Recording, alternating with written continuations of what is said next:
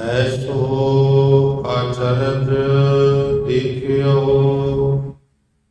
कबीर।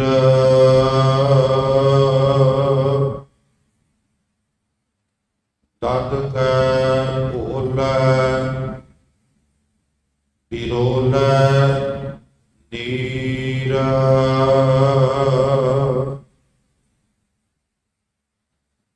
रहाओ हरि अंगूरी गदहा चरै।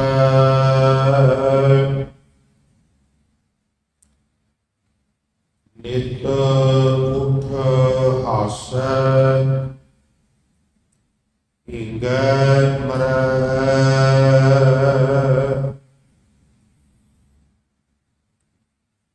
माता भैंसा अमूहा जाय। खुद खुद चरै रसातल पाय। कहो कबीर प्रगट भई खेड़।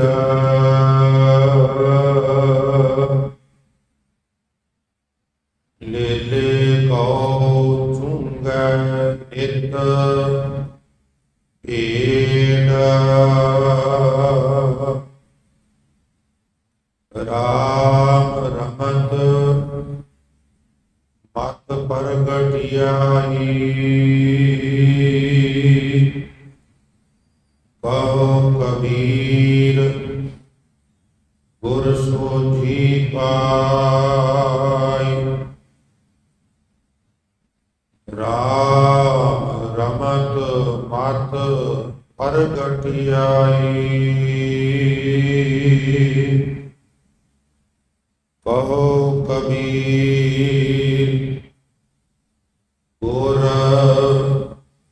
सोझी पाई।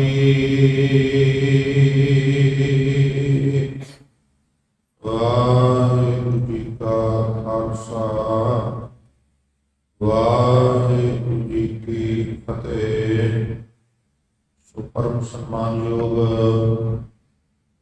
जुगो जुग अटल सबर सतर ਅਤੇ ਤਖਤ ਦੇ ਮਾਲਕ ਬਾਣੀ ਦੇ ਮੋਹੇ ਸਰਬ ਸਾਂਝੀ ਵਾਲਤਾ ਦੇ ਪ੍ਰਤੀਕ ਸ਼ਬਦ ਗੁਰੂ ਦਸਾਂ ਹੀ ਪਾਤਸ਼ਾਹੀਆਂ ਦੀ ਜੋਤ। ਧੰਨ ਧੰਨ ਧੰਨ ਸ੍ਰੀ ਗੁਰੂ ਗ੍ਰੰਥ ਸਾਹਿਬ ਮਹਾਰਾਜ ਜੀ ਦੀ ਪਾਵਨ ਪਵਿੱਤਰ ਹਜ਼ੂਰੀ ਵਿੱਚ ਬਿਰਾਜਮਾਨ ਬਹੁਤ ਹੀ ਸਨਮਾਨਯੋਗ ਗੁਰੂ ਸਾਧ ਸੰਗਤ ਜੀ। ਵਡਭਾਗੇ ਹੋ ਜੋ ਪਹਿਲੇ ਪਾਤਸ਼ਾਹ ਤੇ ਛੇਵੇਂ ਪਾਤਸ਼ਾਹ ਧੰਨ ਸ਼੍ਰੀ ਗੁਰੂ ਹਰਗੋਬਿੰਦ ਸਾਹਿਬ ਮਹਾਰਾਜ ਜੀ ਦੀ ਚਰਨ ਛੋਹ ਪ੍ਰਾਪਤ ਮਹਾਨ ਪਵਿੱਤਰ ਇਤਿਹਾਸਕ ਅਸਥਾਨ ਗੁਰਦੁਆਰਾ ਸ੍ਰੀ ਦਮਦਮਾ ਸਾਹਿਬ ਦੀ ਯਾਤਰਾ ਕਰਕੇ ਆਪਣਾ ਜਨਮ ਸਫਲਾ ਕਰ ਰਹੇ ਹਨ।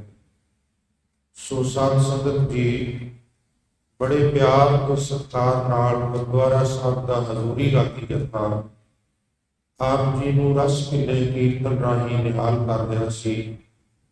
ਆਪ ਸਾਰੀਆਂ ਸੰਗਤਾਂ ਵਡਭਾਗੇ ਹੋ, ਆਪ ਜੀ ਨੇ ਬੜੇ ਪਿਆਰ ਨਾਲ ਗੁਰੂ ਸਵਾਰਿਆਂ ਕੋਲੋਂ ਗੁਰਬਾਣੀ ਦੇ ਮਨੋਰ ਕੀਰਤਨ ਸਰਵਣ ਕਰਕੇ ਲਾਭ ਪ੍ਰਾਪਤ ਕੀਤੇ ਹਨ। ਹਰ ਕੀਰਤਨ ਸੁਣੈ ਹਰ ਕੀਰਤਨ ਗਾਵੈ ਤਿਸ ਜਨ ਦੁਖ ਨਿਕਟ ਨਹੀਂ ਆਵੇ। ਵਾਹਿਗੁਰੂ ਦੀ ਸਿਫਤ ਸਲਾਹ ਦੀਆਂ ਬਹੁਤ ਸਾਰੀਆਂ ਬਰਕਤਾਂ ਦਾ ਗੁਰਬਾਣੀ ਵਿੱਚ ਜ਼ਿਕਰ ਹੈ। ਕਦੀ ਹਜ਼ੂਰ ਫਰਮਾਨ ਕਰਦੇ ਨੇ ਜਿਸ ਨੂੰ ਬਖਸ਼ੇ ਸਿਫਤ ਸਲਾਹ ਨਾਨਕ ਪਾਤਸ਼ਾਹੀ ਪਾਤਸ਼ਾਹ। ਕਦੀ ਫਿਰ ਕਹਿੰਦੇ ਨੇ ਕਲਯੁਗ ਮੈਂ ਕੀਰਤਨ ਪ੍ਰਧਾਨਾ ਗੁਰਮੁਖ ਜਪੀਐ ਲਾਇਕ ਧਿਆਨ। तो एक कीर्तन एक इस तरह की दात है ਜਿਹਨੂੰ ਗੁਰੂ ਨਾਨਕ ਸਾਹਿਬ ਨੇ ਆਪ ਕੀਤਾ ਤੇ ਸੰਗਤਾਂ ਨੂੰ ਵੰਡਿਆ। ਰੱਬ ਦੀ ਸਿਫਤ ਸਲਾਹ ਸੰਗੀਤ ਤੇ ਵੈਗੁਰੂ ਦੀ ਸਿਫਤ ਦੇ ਉਹ ਬੋਲ ਉਹਨਾਂ ਨੂੰ ਸਮਿਲਿਤ ਕਰਕੇ, ਹਾਲਾਂਕਿ ਅਸਲ ਗੱਲ ਸ਼ਬਦ ਹੀ ਹੈ, ਪਰ ਵੇਖੋ ਨਾ, ਅਸੀਂ ਕਿਸੇ ਦੇ ਘਰ ਜਾਈਏ ਤੇ ਅਸੀਂ ਘਰ ਆ ਕੇ ਇਹ ਵੀ ਗੱਲਾਂ ਕਰਨੇ ਆ ਵੀ ਉਹਨਾਂ ਨੇ ਕਰੋਕਰੀ ਬੜੀ ਵਧੀਆ ਵਰਤੀ ਸੀ, ਬੜੀ ਮਹਿੰਗੀ ਕਰੋਕਰੀ ਸੀ, ਫਲਾਂ ਬੈਂਕੁਏਟ ਹਾਲ ਵਿੱਚ ਪਾਰਟੀ ਤੇ ਗਏ ਆ, ਵਿਆਹ ਤੇ ਰਿਸ਼ਤੇਦਾਰੀ 'ਚ ਗਏ ਆ, ਬਈ ਉਹਨਾਂ ਦੀ ਕਰੋਕਰੀ ਬੜੇ ਕਮਾਲ ਦੀ ਸੀ, ਬਰਤਨ ਜਿਹੜੇ ਉਹਨਾਂ ਨੇ ਵਰਤੇ ਬੜੇ ਸਾਫ਼ ਸੁਥਰੇ ਤੇ ਬੜੇ ਸਟਾਈਲਿਸ਼ ਤੇ ਬੜੇ ਮਹਿੰਗੇ ਸਨ। ਤੋ ਹੈ ਭੋਜਨ ਤੇ ਸ਼ਬਦ ਹੈ। ਤੁਸੀਂ ਵਾਰਸ ਹੋ ਕੌਮ ਦੇ, ਮੈਂ ਤੇ ਤੁਹਾਡਾ ਅਦਨਾ ਜਿਹਾ ਚੌਕੀਦਾਰ ਹਾਂ। ਜਿਤਨੀ ਕੁ ਮਤ ਬੁੱਧ ਗੁਰਦੇਵ ਨੇ ਬਖਸ਼ੀ ਹੈ, ਮੈਂ ਇਮਾਨਦਾਰੀ ਨਾਲ ਔਰ ਤਨਦੇਹੀ ਨਾਲ ਹੋਕਾ ਦੇਣ ਦਾ ਯਤਨ ਕਰਦਾ। ਪਰ ਸਮਝਣ ਵਾਲੀ ਗੱਲ ਇਹ ਬਈ ਬਚਨ ਹੀ ਅਸਲ ਖੁਰਾਕ ਨੇ, ਪਰ ਜੇ ਮੇਵੇ ਪਾ ਕੇ ਖੀਰ ਬਣਾਈ ਹੋਵੇ ਤੇ ਮਹਿਮਾਨ ਨੂੰ ਕਹੀਏ ਵੀ ਬੁੱਕ ਕਰ, ਇਹਨੂੰ ਖੀਰ ਦੇਣੀ ਹੈ, ਤੇ ਗੱਲ ਨਹੀਂ ਬਣਦੀ। ਬਰਤਨ ਦੀ ਆਪਣੀ ਇੰਪੋਰਟੈਂਸ ਹੈ ਨਾ, ਚਮਚ ਦਾ ਆਪਣਾ ਮਹੱਤਵ ਹੈ। ਇਸ ਤਰ੍ਹਾਂ ਹਜ਼ੂਰ ਨੇ ਆਪਣੀ ਕਮਿਊਨਿਟੀ ਰੂਪੀ ਪੁੱਤਰਾਂ ਦੇ ਉੱਤੇ ਇਹ ਪਰਉਪਕਾਰ ਕੀਤਾ ਵੀ ਜਿੱਥੇ ਬੜਾ ਆਲਾ ਭੋਜਨ ਦਿੱਤਾ, ਉੱਥੇ ਸਾਨੂੰ ਬੜੇ ਸੋਹਣੇ ਬਰਤਨ ਵਿੱਚ ਪਰੋਸ ਕੇ ਦਿੱਤਾ ਵੀ ਮੇਰੇ ਬੱਚਿਆਂ ਨੂੰ ਅਸੁਵਿਧਾ ਨਾ ਹੋ, ਇਹ ਆਨੰਦ ਲੈ ਲੈ ਕੇ ਇਹ ਛਕ ਸਕ। ਤੋ ਇਹ ਕਿਰਪਾ ਸਿੱਖੀਜ਼ਮ ਤੇ ਹੈ। ਸਿਸਟਮੈਟਿਕਲੀ ਹੋਰ ਕਿਸੇ ਕੌਮ ਵਿੱਚ ਸ਼ਬਦ ਤੇ ਸੰਗੀਤ ਦਾ ਜੋ ਮੇਲ ਹੈ ਉਹ ਵੇਦ ਨਹੀਂ ਹੈ, ਉਹ ਨਿਯਮਾਵਲੀ ਵਿੱਚ ਮੌਜੂਦ ਨਹੀਂ ਹੈ। ਉਂਝ ਉਹ ਉਸ ਤਰ੍ਹਾਂ ਤੋਂ ਸਿੱਖਾਂ ਵੱਲ ਵੇਖ ਕੇ ਲੋਕਾਂ ਨੇ ਲੰਗਰ ਵੀ ਲਾਣੇ ਸ਼ੁਰੂ ਕਰ ਦਿੱਤੇ, ਸਿੱਖਾਂ ਵੱਲ ਵੇਖ ਕੇ ਉਸ ਤਰ੍ਹਾਂ ਹੀ ਨਗਰ ਕੀਰਤਨ ਦੇ ਰੂਪ ਵਿੱਚ ਕੁਝ ਇਸ ਤਰ੍ਹਾਂ ਦੀਆਂ ਗੱਲਾਂ ਵੀ ਸ਼ੁਰੂ ਕਰਤੀਆਂ। ਸਾਨੂੰ ਕੋਈ ਇਤਰਾਜ਼ ਨਹੀਂ, ਪਰ ਇੱਕ ਸਿਸਟਮੈਟਿਕਲੀ ਕਿਸੇ ਕੌਮ ਦੇ ਨਿਯਮ ਹੁੰਦੇ ਨੇ, ਉਹ ਨਿਯਮ ਜਿਹੜੇ ਰਿਚ ਨੇ ਤੇ ਬੜੇ ਰਾਇਲ ਨੇ, ਉਹ ਸਿੱਖੀਜ਼ਮ ਨਵੇਂ ਯੁੱਗ ਦਾ ਧਰਮ ਹੈ, ਵਿਗਿਆਨਕ ਯੁੱਗ ਦਾ ਧਰਮ। ਜਿਸ ਤਰ੍ਹਾਂ ਨਾ ਸਾਧ ਸੰਗਤ ਸਾਡੇ ਇੱਥੇ ਡਿੱਗ ਪੜੀਆਂ ਸੜਕਾਂ ਨੇ, ਉਧੜ ਉਧੜੇ ਘਰ ਨੇ, ਕਲੋਨੀਆਂ ਨੇ। ਤੁਸੀਂ ਅਮਰੀਕਾ ਕੈਨੇਡਾ ਵਿੱਚ ਜਾਓ, ਹਜ਼ਾਰ ਮੀਲ ਲੰਬੀ ਸੜਕ ਸਿੱਧੀ ਤੋਂ, ਜਿਹੜੇ ਮੁੰਡੇ ਟਰੱਕ ਚਲਾਉਂਦੇ ਨੇ ਸਟੀਅਰਿੰਗ ਫਿਕਸ ਕਰਦੇ ਨੇ। ਮੈਂ ਕਿਹਾ ਜੀ ਵੀ ਇਹ ਸਿੱਧੀਆਂ ਕਿਉਂ ਤੇ ਸਾਡੀਆਂ ਡਿੱਗੀਆਂ ਕਿਉਂ? ਉਹਨਾਂ ਨੇ ਬੜਾ ਸੋਹਣਾ ਬਚਨ ਕਿਹਾ। ਉਹ ਕਹਿਣਗੇ ਜਦੋਂ ਏਸ਼ੀਆ ਪ੍ਰਫੁੱਲਤ ਹੋਇਆ, ਸਭਿਅਤਾ ਨਵੀਂ ਅਸੀਂ ਅਮੀਬਾ ਤੋਂ, ਬਾਂਦਰ ਤੋਂ ਵਿਕਸਿਤ ਹੋ ਕੇ ਇੱਧਰ ਆਏ ਸਾਂ। ਜਦੋਂ ਤੱਕ ਕੈਨੇਡਾ ਦੀ ਧਰਤੀ ਤੋਂ ਗਲੇਸ਼ੀਅਰ ਤੁਰੇ, ਮਨੁੱਖ ਹੌਲੀ ਹੌਲੀ ਇੱਧਰ ਮੂਵ ਹੋਇਆ, ਉਦੋਂ ਤੱਕ ਮਨੁੱਖ ਬੜਾ ਸਿਆਣਾ ਹੋ ਗਿਆ ਸੀ। ਉਹਨੇ ਜਦੋਂ ਇਹਦਾ ਡਿਜ਼ਾਈਨ ਕੀਤਾ ਬਈ ਟੋਰਾਂਟੋ ਤੋਂ ਵੈਨਕੂਵਰ ਜਾਣਾ ਹੈ ਤੇ ਮੋੜ ਕੋੜ ਕਾਦੇ ਪਾਣੇ, ਜੇ ਕੋਈ ਮਜਬੂਰੀ ਨਹੀਂ ਤੇ ਉਹ ਸਿੱਧੀਆਂ ਤੁੱਕ ਸੜਕਾਂ ਬਣਾਈਆਂ ਗਈਆਂ। ਉਹ ਬੱਚੇ ਸਟੇਅਰ ਫਿਕਸ ਕਰਕੇ ਕੱਛਾ ਝੱਤ ਦੇ ਕੇ ਬਹਿ ਜਾਂਦੇ, ਸੀਟ ਤੇ ਚੌਂਕੜੀ ਵੀ ਮਾਰ ਲੈਂਦੇ ਨੇ ਕਿ ਜਿਹੜੀ ਸਪੀਡ, ਜਿੰਨੀ ਮੇਰੀ ਰੋਡ ਦੀ ਸਪੀਡ ਹੈ ਉਹ ਫਿਕਸ ਹੈ, ਨਾ ਮੈਨੂੰ ਅੱਗੋਂ ਕਿਸੇ ਨੇ ਟੱਕਰਨਾ, ਨਾ ਪਿੱਛੋਂ ਕਿਸੇ ਨੇ ਹਾਰਨ ਮਾਰਨਾ। ਜੇ ਕਿਸੇ ਓਵਰਟੇਕ ਕਰਨੀ ਹੈ ਤੇ ਨਾਲ ਵਾਲੇ ਹਾਈ ਸਪੀਡ ਵਾਲੇ 'ਚ ਚਲੇ ਜਾਣਾ ਤੇ ਸਲੋ ਵਾਲੇ ਨੇ, ਜੇ ਕਿਸੇ ਨੇ ਹੌਲੀ ਕਰਨਾ ਹੈ ਤੇ ਉਹਨੇ ਦੂਸਰੀ ਸਾਈਡ ਕਰਨਾ। ਮੈਨੂੰ ਤਾਂ ਕੋਈ ਪ੍ਰੋਬਲਮ ਆਉਣੀ ਨਹੀਂ, ਮੈਂ ਕਿਉਂ ਆਪਣੇ ਪੈਰਾਂ ਹੱਥਾਂ ਨੂੰ ਖਿੱਚਣ ਦਿਆਂ। ਮਨੁੱਖ ਸਿਆਣਾ ਹੋ ਚੁੱਕਾ ਸੀ, ਕਿਉਂਕਿ ਉਦੋਂ ਤੱਕ ਬਹੁਤ ਸਭਿਅਕ ਹੋ ਚੁੱਕਾ ਸੀ।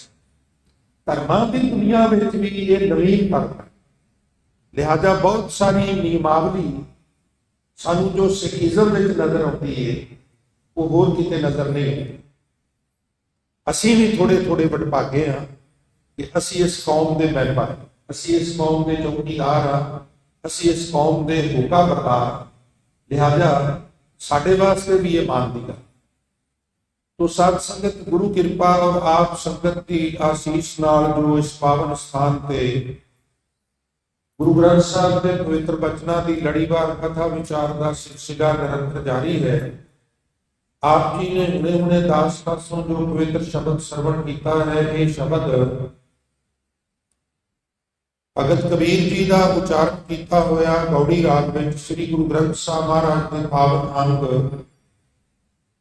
525 ਤੇ 26 ਤੇ ਬਰਾਜਮਾਨ। ਮੈਂ ਇੱਕ ਦਿਨ ਵਿਚਾਰ ਵਿੱਚ ਬੇਨਤੀ ਕੀਤੀ ਸੀ ਇਸ ਸ਼ਬਦ ਦੇ ਸੰਬੰਧ ਵਿੱਚ, ਕੁਦਰਤੀ ਇਹ ਸ਼ਬਦ ਦੀ ਧਰਮ ਆ ਗਈ। ਇਹ ਵਿਲੱਖਣ ਸ਼ਬਦ ਹੈ क्यों विलक्षण है? क्योंकि बहुत घट हुंदा है भी एक शब्द दे रचनहार दो होण। ਇਹ ਉਹ शब्द है जिहदे सिरलेख विच लिखिया है, बाणी भगत कबीर जीओ की, राग गौड़ी, बाणी भगत कबीर जीओ की नाल रलाए लिखिया महला पंज। जे एकाग्रता नाल आप जी साथ दोगे तो फिर मैं ये भी दसांगा भी ये कबीर के किहड़े बचन ने ते पंजवें पातशाह दे किहड़े। और ये जरूरत क्यों पई भी इस शब्द में महाराज को भी बाणी अपनी लिखनी पई। इथों एक गल होर थोड़ा जिहा मैं मैसेज दे, कुछ विद्वानां ने कुछ संप्रदावां दा ये विचार है भी जदों गुरु ग्रंथ साहब की संपादना की ना, उदों महाराज ने आप दिव्य दृष्टि नाल सारे बाणीकारां नूं दरगाह च बुलाया ते फिर उन्हां बाणी उचारण कीती ते लिखी। ये शब्द दसदा है भी बाणी ऑलरेडी गुरु अर्जन साहब कोल सी, तां ही ये शब्द दे नाल अपना शब्द लिखाया ना। जदों गुरु अमरदास के बचनां की गल आउंदी है, फरीद साहब कहंदे ने रत्ती रत ना निकलै जे तन चीरै कोए, ते गुरु अमरदास कहंदे फरीद साहब गल खोल के लिखनी सी बई रत बिन तन ना हो, रत तो बिना लहू तो बिना ते तन हो ही नहीं सकता। हाँ तित तन लोभ रत ना हो, पै तन खीण होए लोभ रत विचों जाए। उन्होंने स्पष्ट किया, उन्होंने थोड़ा जिहा खोल दिता। बचन वो भी अपने आप च पूरा, वो अधूरा नहीं। मैं उस बचन को अधूरा नहीं कह रही, अधूरा होंदा तो गुरु ग्रंथ साहब क्यों लिखिया जाता। पर हजूर ने साडे ते तरस कीता भी कलयुगी जीवां दीयां बुद्धियां मोटियां ने, इन्हां नूं थोड़ा जिहा एक्सप्लेन कर दईए, थोड़ी व्याख्या कर दी, इन्हां दी सुविधा हो। नाल रलाए लिखिया महला पंजवां, ये अलौकिक शब्द है। फिर मैं होर बेनती करा, 30 तो ज्यादा शब्द ने गौरी राग कबीर साहब ध्यान दिया। ये जिहड़े शब्द की असीं विचार कर रहे हैं ना साध संगत, ये 14वां शब्द गौरी राग कबीर साहब का 14वां शब्द है। बड़ी अद्भुत गल मैं तुहानूं दस्सण लगा, जिहड़ी शायद ही तुसीं कभी सुनी हो। हुण जिहड़ा अंदर सिस्टम है ना, लोक सिस्टम, ये शब्द के 4 पदे ने। पहले 3 पदे कबीर साहब दे ने। उथे कबीर साहब कहंदे ने, कहो कबीर प्रगट भई खेड लेले को चूंगा नित भेड़। ये जिहड़ी संसार की कार है ना, कोई पानी च मधानी पा के बैठा है, कोई गुरु सवारी साध संगत हरिये पूरी चल रहा है, ते कोई मसते हुए झोटे वांगू विचर रहा है। कहन लगे असल गल मैनू समझ आ गई है बई भेड़ नूं लेला चुंगदा ते वधिया गल सी, लेले नूं भेड़ चुंग रही। भेड़ मां है, लेला पुत्र है। बुद्धि मां है, मन पुत्र है। बुद्धि के पिछे, मां रूपी बुद्धि के पिछे भेड़ रूपी लेले रूपी मन ने चलना सी, पर मन इन्ना सबल हो गया, बुद्धि इन्नी कमजोर हो गई बई बुद्धि नूं मन के पिछे तुरना, उल्टी खेड हो गई। इनू उन्होंने कह दिता लेले को चूंगे नित भेड़। वो कहते मैनू गल समझ आ गई। पंजवें पातशाह कहन लगे कबीर साहब जी बड़ी चंगी गल है, तुहानू समझ आ गई है, पर खलकत नूं भी दसो ना भी समझ आई कित्थों है। महाराज कह लगे गुरदास जी एक वचन मेरा लिखो, इनू क्लीयर करिए भी राम रमत मत प्रगट ही आई, राम विच रम जान वाली मेरी मत प्रगट हो गई है। कहो कबीर गुर सुरती पाई। 2 बार कबीर शब्द की वरतों, पहला कबीर साहब ने की, फिर पंजवें पातशाह ने। एक गुरु को सोची प्राप्त हुई भाई बुद्धि के पिछे मन ने तुरना, मन के पिछे बुद्धि ने नहीं तुरना। फिर 3 पदे कबीर ने, चौथा पदा पंजवें पातशाह का, 3 + 1 = 4 लिख के, 4 पदे लिख के, फिर 2 डंडियां पा के एक आ पाया। ध्यान दिया भी गुरु ग्रंथ साहब विच हुण तक 326 अंग तक यह विलक्षण शब्द पहला ही आया, जिहड़ा 2 महापुरुषों का वचन। ਤੁਹਾਨੂੰ ਕਿਸੇ ਗ੍ਰੰਥ ਵਿੱਚ ਇਤਨੀ एहतियात, इतना लॉग सिस्टम जिहड़ा वो नहीं मिलेगा। कितना भी कोई यतन कर लवे, गुरु ग्रंथ साहब च कोई वाधा घाटा नहीं कर सकता। अज तो कई सदियां पहला इस तरह का एक सिस्टम जिहड़ा है वो साडे पंजवें पातशाह गुरु अर्जन साहब ने वरतिया। जिस तरह तुहाडे फोन का कोड तुहाडे कोल है ना, जां ते फिंगरप्रिंट लगेगी, जां कोड लाओगे, जां फिर तुहाडी तस्वीर सामने आवेगी, फिर वो खुलेगा, अदरवाइज कोई खोल नहीं सकता। ना बेटा खोल सके ना बेटी, जे दसिया होगा तो खोल लेगा, जे भेज दिता होगा तो खोल लेगा, नहीं तो नहीं खोल सकता। तो ये कोई वाधा घाटा नहीं हो सकता।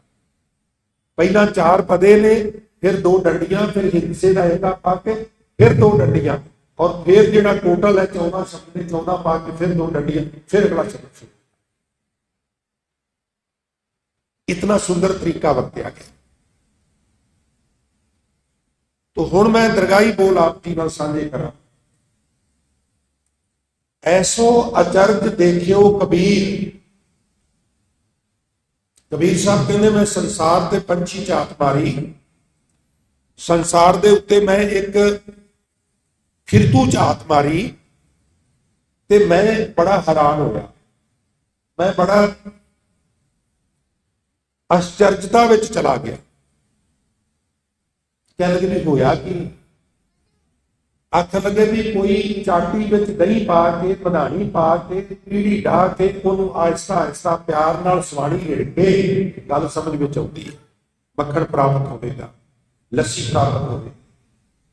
पर मैं हैरान इस करके भी लोग पानियां च मधानी, पानी विच कोई मधानी नहीं पाता, पर साहित्य की दुनिया में यह दृष्टांत होते गल समझने वास्ते। एक पासे दही विच मधानी, एक पासे पानी विच मधानी प्राप्त किनू होगा, खेचल किहदी जाया नहीं होगी, सफलता किनू मिलेगी, जिहड़ा दही विच मधानी पा के बैठा ते जिहड़ा पानी च मधानी पा के बैठा उन्होंने प्राप्त कुछ नहीं है। हुण जे कोई पानी च मधानी पा के बैठा होवे ते खपदा होवे ते असीं उहनूं वेख के हसांगे, पागल है। कबीर साहब कहते हैं करोड़ों चों किसी एक अद्धे नूं छड्ड के मैनूं लगदा सारे ही पानियां च मधानियां पा के बैठे। की मतलब?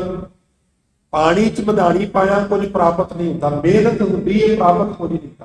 कहणगे बहुतात लोकी धर्म के नाम के उत्ते भी वो कुछ कर रहे थे जिहदे विचों प्राप्त कुछ नहीं गा। फोकट कर्म का डरिया होया पानी विच नारियल मंगा रहा है, कोई अनाज पानी विच सुट रहा है, कोई होर किसी तरह का कोई टूणा कर रहा है, कोई कुछ कर रहा है, कुछ कर रहा है, और अंदरों त्रस्त है, डरिया होया है। ये तमाम डरे हुए बंदे दी निशान, और डरिया हुआ बंदा अपनी जिंदगी इंजॉय नहीं कर सकता। कर्मकांड मोस्टली डरिया हुआ बंदा, और जिन्हों का यह काम है वह कर्म तुसीं क्यों करते? तुसीं गुआढ़ी धर्म में जाओ, एक पुस्तक है, ग्रंथ है जिसका नाम है कर्मकांड। ਉਹਦੇ ਵਿੱਚ लिखा है भी किस वार किहड़ी चीज का दान करना है, किवें करना है। हुण मान लिया लौंग पानी सुट्टने ने, 3 लौंग ही सुट्टने ने फलाने वाले, जे 3 सुट्टे तो फायदा हो जाए, चौथा डिग पिया तो नुकसान हो जाए। ਉਹਨੂੰ ਜੇ ਤੁਸੀਂ स्टडी करो, एनालिसिस करो तो वो बंदा कर ही नहीं सकता। वो अपने आप च एक पागल बनने वाली गल, एक दिमाग खराब करने वाली गल, इन्ना पेचीदा और यकीन जानो होंदा कुछ नहीं। मैं एक छोटी जी एग्जाम्पल दिया, जदों मर्यादा पुरुषोत्तम श्री रामचंद्र जी का जन्म होना ते ब्याह होना सी ना, ते वशिष्ठ वर्गे ऋषि ने कुंडलियां मेरी ने, वशिष्ठ वर्गा ऋषि उन्हें कुंडलियां का मेल किया, कह लगा बहुत शुभ मेल है, ते खाक शुभ मेल है। 14 वरे ते जंगलों में भटकते रहे। इदू वड्डी कोई एग्जाम्पल दी जा सकती है? कुछ नहीं। विवेक बुद्धि तो कम लैके बेटी बेटे को मैच कर लो, परिवार आपे विच बिल्कुल फ्रैंकली सारिया गल्लां पहला कर ले भी भाई ये गोल मोल गल्लां नहीं भी वेखो जी सानू तो कुछ नहीं चाहिए, जे देना किसी ने धी नूं देना है, ਵੀ ਅਸੀਂ ਧੀ ਨੂੰ ਦੇਣਾ, ਤੁਹਾਨੂੰ ਜਿਹੜਾ ਗੋਲ ਗੋਲ ਗੱਲਾਂ ਨਾ ਕਰੋ, ਸਪਸ਼ਟ ਦੱਸੋ ਵੀ ਚਾਹੀਦਾ ਕੁਛ ਤੇ ਉਹ ਲਿਸਟ ਬਣਾ ਦਿਓ। ਸਾਨੂੰ ਵਾਰਾ ਖਾਏਗੀ ਹਾਂ ਕਰ ਦਿਆਂਗੇ, ਨਹੀਂ ਖਾਏਗੀ ਤੇ ਨਾ ਕਰ ਦਿਆਂਗੇ। ਵਿਆਹ ਨੂੰ ਨਿਭਾਉਣ ਦਾ ਇੱਕੋ ਹੀ ਤਰੀਕਾ ਹੈ ਵੀ ਉਦੋਂ ਬਿਲਕੁਲ ਪਾਰਦਰਸ਼ਤਾ ਦੇ ਨਾਲ ਗੱਲਬਾਤ ਕਰ ਲਈ ਹੈ। ਬੱਚੇ ਬੱਚੀ ਨੂੰ ਫੁੱਲ ਦੇ ਦਿੱਤੀ ਜਾਏ ਵੀ ਬੇਟਾ ਸਾਈਡ ਤੇ ਬੈਠ ਕੇ ਆਪਣੀ ਗੱਲਬਾਤ ਕਰ, ਇੱਕ ਦੂਜੇ ਨਾਲ ਪੁੱਛ-ਗਿੱਛ ਕਰ ਲਓ, ਸਾਨੂੰ ਕੋਈ ਇਤਰਾਜ਼ ਨਹੀਂ, ਤੁਸੀਂ ਜ਼ਿੰਦਗੀ ਕੱਟਣੀ ਹੈ। ਇਹ ਕੁੰਡਲੀਆਂ ਕੰਡਲੀਆਂ ਕੁਛ ਨਹੀਂ ਕਰਦੀਆਂ। ਇਹ ਵਿਸ਼ਿਸ਼ਟ ਨੇ ਰਾਮਚੰਦਰ ਦੀ ਤੇ ਸੀਤਾ ਦੀ ਕੁੰਡਲੀ ਮਿਲੀ ਸੀ 14 ਵਜੇ ਦਾ ਵੀ ਜੰਗਲ। ਹੋਰ ਵੀ ਬੜੀਆਂ ਐਗਜ਼ੈਂਪਲ ਨੇ। ਇਹ ਡਰੇ ਹੋਏ ਮਨੁੱਖ ਦੀਆਂ ਨਿਸ਼ਾਨੀਆਂ ਨੇ ਕਰਮ ਕਾਂਡ ਕਰਨੇ। ਅੰਦਰੋਂ ਤਰਸਤ ਹੈ, ਅੰਦਰੋਂ ਡਰਿਆ ਹੋਇਆ, ਤੇ ਸਿੱਖ ਜਿਹੜਾ ਉਹਦੇ ਨਾਮ ਜਪ ਜਪ ਕੇ ਨਿਰਭੈ ਹੋ ਜਾਂਦਾ। ਉਹਦੇ ਕੋਲ ਤੇ ਮੁਸੀਬਤਾਂ ਵੀ ਹੋਣ ਨਾ, ਸਾਸਕ ਮੁਸੀਬਤਾਂ, ਤੇ ਉਹਨੂੰ ਪਾਲਿਸ਼ ਕਰਕੇ ਚਲੀਆਂ ਜਾਂਦੀਆਂ। ਤੁਸੀਂ ਵੇਖਿਆ ਜਦੋਂ ਸੁਨਾਮੀਆਂ ਆਉਂਦੀਆਂ ਨੇ, ਸਮੁੰਦਰ 'ਚ ਤੂਫਾਨ ਆਉਂਦੇ ਨੇ, 100-100 ਕਿਲੋਮੀਟਰ ਤੱਕ ਲੋਕਾਂ ਨੂੰ ਉਠਾ ਦਿੰਦੇ ਨੇ, ਤੇ ਫਿਰ ਜਦੋਂ ਤੂਫਾਨ ਸ਼ਾਂਤ ਹੁੰਦਾ ਹੈ ਤੇ ਘਰ ਜਿਹੜੇ ਨੇ ਉਹ ਟੁੱਟ ਜਾਂਦੇ ਨੇ, ਦਰਖਤ ਜਿਹੜੇ ਨੇ ਡਿੱਗ ਪੈਂਦੇ ਨੇ, ਸਾਰੇ ਤਬਾਹੀ ਮਚ ਜਾਂਦੀ ਹੈ। ਪਰ ਜਿਹੜੀਆਂ ਸਮੁੰਦਰ ਦੇ ਕਿਨਾਰੇ ਤੇ ਪੱਥਰ ਦੀਆਂ ਚਟਾਨਾਂ ਹੁੰਦੀਆਂ, ਲੋਕੀ ਵੇਖ ਕੇ ਹੈਰਾਨ ਹੋ ਜਾਂਦੇ ਵੀ ਇਹ ਤੇ ਅੰਜ ਜਿਵੇਂ ਕੋਈ ਪਾਲਿਸ਼ ਕਰ ਗਿਆ। ਉਹਨਾਂ ਨੂੰ ਕੌਣ ਪਾਲਿਸ਼ ਕਰ ਗਿਆ? ਉਹ ਛਾਤੀ ਤਾਣ ਕੇ ਮੁਸੀਬਤ ਦੇ ਸਾਹਮਣੇ ਖੜੀਆਂ ਹੋ ਗਈਆਂ। ਪਾਣੀ ਵੱਜਦਾ ਰਿਹਾ, ਹਟਦਾ ਰਿਹਾ, ਵੱਜ ਕੇ ਹਟਦਾ ਰਿਹਾ, ਧੋ ਕੇ ਹਟਦਾ ਰਿਹਾ। ਔਰ ਜਦੋਂ ਤੂਫਾਨ ਸ਼ਾਂਤ ਹੋਇਆ ਤੇ ਉਹ ਸੂਰਜ ਦੀਆਂ ਰਿਜ਼ਮਾਂ ਪੈ ਕੇ ਹੀਰੇ ਵਾਂਗੂ ਲਿਸ਼ਕ ਰਹੀਆਂ ਸਨ, ਕਿਉਂਕਿ ਮੁਸੀਬਤ ਵਿੱਚ ਛਾਤੀ ਢਾ ਕੇ ਖੜੀਆਂ ਹੋ ਗਈਆਂ ਸਨ। ਪਾਲਿਸ਼ ਉਹ ਹੁੰਦੇ ਨੇ ਜਿਹੜੇ ਮੁਸੀਬਤ ਵਿੱਚ ਡੋਲਦੇ ਨਹੀਂ। ਮੁਸੀਬਤਾਂ ਤੇ ਸਾਨੂੰ ਸਵਾਰਨ ਵਾਸਤੇ, ਦੁੱਖ ਤੇ ਸਾਨੂੰ ਪਾਲਿਸ਼ ਕਰਨ ਵਾਸਤੇ ਹੁੰਦੇ। ਹੁਣ ਜਦੋਂ ਅਸੀਂ ਭੱਜਦੇ ਹਾਂ ਤੇ ਸਾਹ ਚੜ੍ਹਦਾ ਹੈ, ਥਕਾਵਟ ਹੁੰਦੀ ਹੈ, ਡਾਕਟਰ ਦੇ ਕਹੇ ਭੱਜ ਰਹੇ, ਪਰ ਉਹ ਜਿਹੜੀ ਥਕਾਵਟ ਹੈ, ਉਹ ਜਿਹੜਾ ਸਾਹ ਚੜ੍ਹਦਾ ਹੈ, ਉਹ ਸਰੀਰ ਦੇ ਅੰਦਰੋਂ ਸਾਰੇ ਰੋਗਾਂ ਨੂੰ ਜੂਝ ਕੇ ਬਾਹਰ ਵੀ ਤੇ ਕੱਢਦਾ ਹੈ। ਘੰਟਾ ਅੱਧਾ ਘੰਟੇ ਦੀ ਵਾਕ ਵਿੱਚ ਦੁੱਖ ਤੇ ਹੁੰਦਾ, ਤਕਲੀਫ ਤੇ ਹੁੰਦੀ ਹੈ, ਪਰ ਉਹਦੇ ਵਿੱਚ ਕਿੰਨਾ ਲੰਬਾ ਸੁੱਖ ਹੈ। ਹਾਰਟ ਅਟੈਕ ਦੀ ਸੰਭਾਵਨਾ ਤੇ ਖਤਮ ਹੋ ਜਾਂਦੀ ਹੈ, ਘਟ ਜਾਂਦੀ ਹੈ। ਫਾਰ ਐਗਜ਼ਾਮਪਲ ਮੈਂ ਗੱਲ ਕਰ, ਜਿਮ ਵਿੱਚ ਨੌਜਵਾਨ ਜਾਂਦੇ ਨੇ ਤੇ ਕੋਈ ਉੱਥੇ ਪੋਲੇ ਬਿਸਤਰੇ ਤੇ ਥੋੜਾ ਲੇਟੇ ਹੋਏ ਨੇ ਵੀ ਉਹ ਲੋਰੀਆਂ ਦੇ ਰਿਹਾ ਹੈ, ਉਹ ਖੇਚਲ ਹੀ ਕਰਨੀ ਪੈਂਦੀ ਹੈ ਨਾ, ਪਰ ਉਸ ਖੇਚਲ ਦੇ ਵਿੱਚੋਂ ਬਾਅਦ ਵਿੱਚ ਸੁੱਖ ਪ੍ਰਾਪਤ ਹੁੰਦਾ। ਤੋ ਕਰਮ ਕਾਂਡ ਸਿੱਖੀਜ਼ਮ ਵਿੱਚ ਵੇਦ ਨਹੀਂ।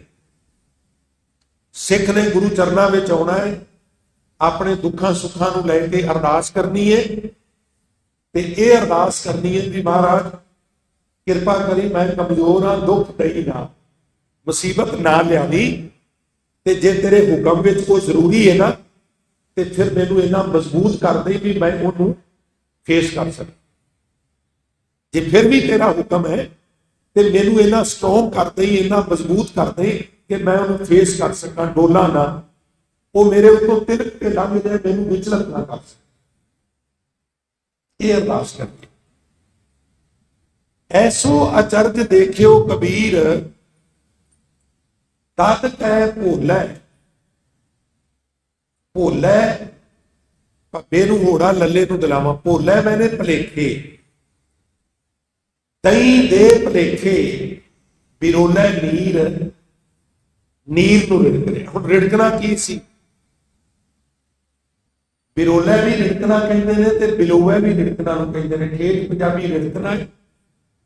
ਤੇ ਕਿਉਂਕਿ ਕਬੀਰ ਸਾਹਿਬ ਦਾ ਜਨਮ ਜਿਸ ਖਿੱਤੇ ਵਿੱਚ ਹੋਇਆ ਉਥੋਂ ਦੀ ਭਾਸ਼ਾ ਹੋਰ ਹੈ, ਲਿਹਾਜ਼ਾ ਉਹ ਉਸ ਹਿਸਾਬ ਨਾਲ ਬਚਦਾ।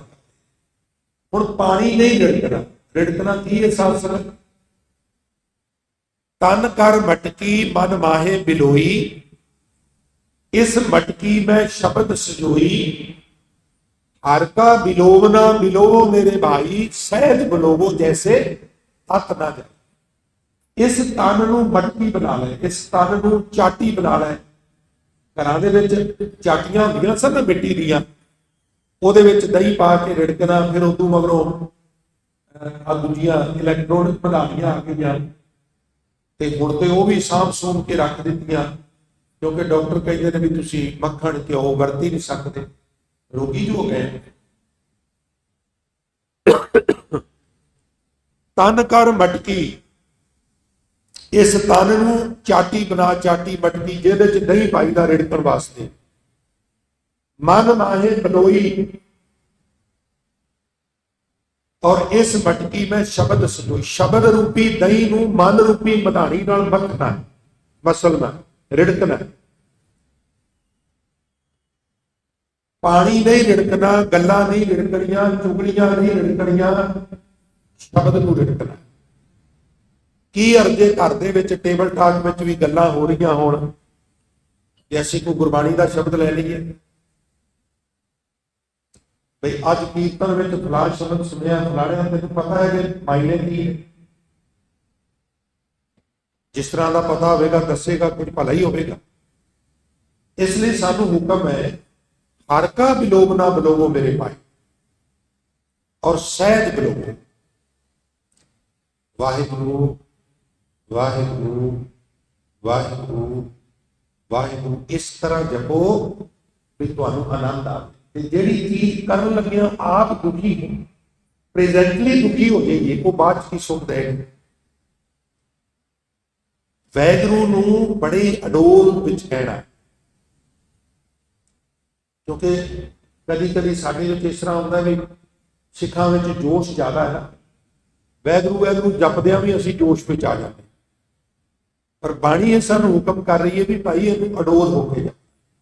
बस इन्ना कु भी रसना तो जिहड़ा बचन वैगुरु निकलदा कन्ना तक पहुंचना जरूरी।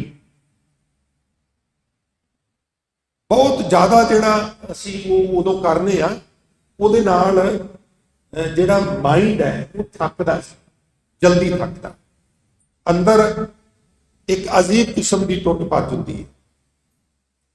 तो सानू हुक्म है, हर का बिलोवना बिलोवो मेरे भाई, सहज बिलो जैसे तत ना करे। जे बड़ी छेती छेती बनानी नूं इस तरह कोई करे तो मक्खण उत्ते नहीं होता।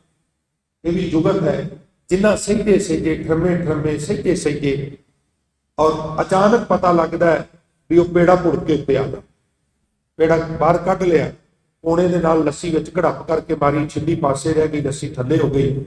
एक तजर्बेकार माई के मुकाबले के उत्ते एक अल्लड़ कुड़ी जिहड़ी है वो बहुत घट मक्खण प्राप्त, क्योंकि काली करती है भी छेती नबेड़ के बैड के उत्ते ढोल आके बवा, हाथ च रिमोट पकड़िया होवे, कभी उतारू चैनल चलते जाण, कभी थले सुरत ओहदे विच है।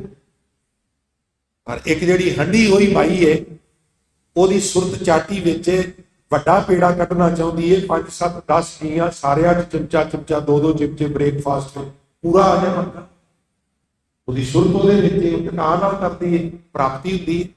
ਇਸੇ ਤਰ੍ਹਾਂ ਬਾਣੀ ਨੂੰ ਪੜਨ ਲੱਗਿਆ, ਸਿਮਰਨ ਕਰਨ ਲੱਗਿਆ ਵੀ ਕਾਹਲੀ ਨਹੀਂ ਕਰਨੀ ਚਾਹੀਦੀ, ਸਵਾਦ ਲੈ ਲੈ ਕੇ ਪੜਨੀ ਚਾਹੀਦੀ ਹੈ, ਸਵਾਦ ਲੈ ਲੈ ਕੇ ਜਪਣਾ ਚਾਹੀਦਾ, ਸਵਾਦ ਲੈ ਲੈ ਕੇ ਕੀਰਤਨ ਕਰਨਾ ਚਾਹੀਦਾ, ਸਵਾਦ ਲੈ ਲੈ ਕੇ ਵਿਚਾਰ ਕਰਨੀ ਚਾਹੀਦੀ। ਜੇ ਕਰਨ ਲੱਗਿਆ ਸਵਾਦ ਨਾ ਆਇਆ ਤੇ ਬਾਅਦ ਵਿੱਚ ਕੀ ਸਵਾਦ ਆਵੇਗਾ। ਜੇ ਹੁਣ ਪ੍ਰੈਜ਼ੈਂਟ ਵਰਤਮਾਨ ਸਮੇਂ 'ਚ ਆਨੰਦ ਨਹੀਂ ਆ ਰਿਹਾ ਜਿਸ ਚੀਜ਼ 'ਚੋਂ, ਉਹਦਾ ਫਿਊਚਰ 'ਚੋਂ ਕਿਵੇਂ ਆਨੰਦ ਆਵੇਗਾ। ਸਪਿਰਿਚੁਅਲ ਐਂਗਲ ਦੀ ਮੈਂ ਗੱਲ ਕਰ। ਇਸ ਲਈ ਕਬੀਰ ਸਾਹਿਬ ਪ੍ਰਾਰੰਭ ਵਿੱਚ ਬਚਨ ਕਰਦੇ ਨੇ, ਐਸੋ ਅਚਰਜ ਦੇਖਿਓ ਕਬੀਰ, ਦਦ ਕਹਿ ਭੋਲੇ ਬਰੋਲੇ ਨੀਰ। ਮੈਂ ਬੜਾ ਅਜੀਬ ਕੌਤਕ ਵੇਖਿਆ, ਲੋਕੀ ਦਹੀਂ ਦੇ ਭਲੇਖੇ ਪਾਣੀ ਲਿਖਦੇ, ਭਾਵ ਉਹ ਕੰਮ ਕਰ ਰਹੇ ਨੇ ਜਿਹਦਾ ਲਾਭ ਕੋਈ ਨਹੀਂ। ਹੁਣ ਅਸੀਂ ਆਤਮ ਮੰਥਨ ਕਰੀਏ ਵੀ ਧਾਰਮਿਕ ਫੀਲਡ ਵਿੱਚ ਅਸੀਂ ਕੋਈ ਇਸ ਤਰ੍ਹਾਂ ਦਾ ਕੰਮ ਕਰ ਰਹੇ ਹਾਂ ਜਿਹਦਾ ਲਾਭ ਨਾ ਹੁੰਦਾ ਹੋਵੇ। ਬੜੇ ਕਰਮ ਕਾਂਡ ਨੇ ਸਾਡੇ ਘਰਾਂ ਦੇ ਵਿੱਚ।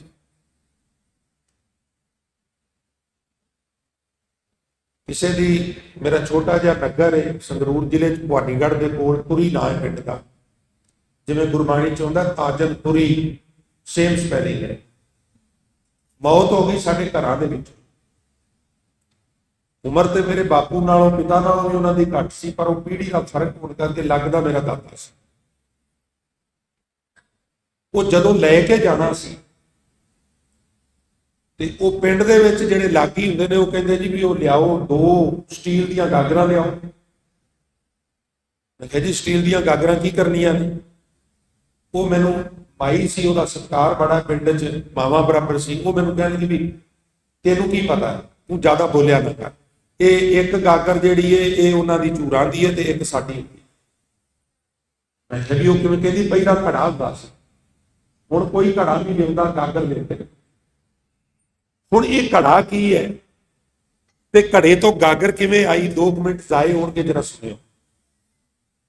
हिंदू मत विच एक फिलासफी सी भी कदी कदी मृतक प्राणी के प्राण कसम द्वार खड़े थे, सिर चढ़े थे। घर तो लैके शमशान तक जिहड़ी डिस्टेंस है ਉਹਦੇ ठीक विचकार एस्टीमेटेड अर्थी ਨੂੰ ਰੱਖ ਦਿੰਦੇ ਸਨ। ਉਹਨੂੰ ਅੱਧ ਵਾਟਾ ਕਿਹਾ ਜਾਂਦਾ, ਰਹਿਤ ਮਰਿਆਦਾ ਵਿੱਚ ਵੀ ਅੱਧ ਵਾਟਾ ਸ਼ਬਦ ਵਰਤਿਆ ਵੀ ਅੱਧ ਵਾਟਾ ਨਹੀਂ ਕਰਨਾ।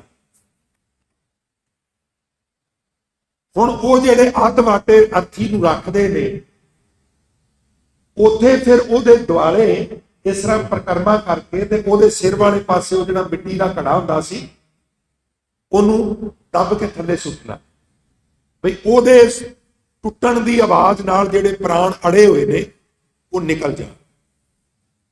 ਹਾਲਾਂਕਿ ਗੁਰਮਤ ਵਿੱਚ ਇਹ ਵਿਵਰਜਿਤ ਹੈ,